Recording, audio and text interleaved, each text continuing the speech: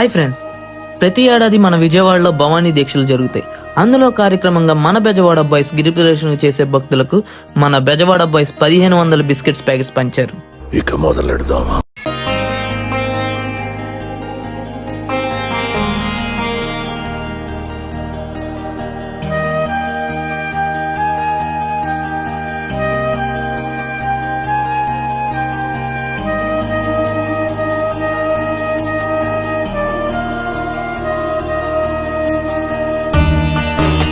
అయితే అలా మన బెజవాడ బాయ్స్ చేసే కార్యక్రమాన్ని గమనించిన పోలీస్ అధికారి మన బెజవాడ బాయ్స్ తో పాటు వాళ్ళు కూడా మన కార్యక్రమంలో పాల్గొన్నారు.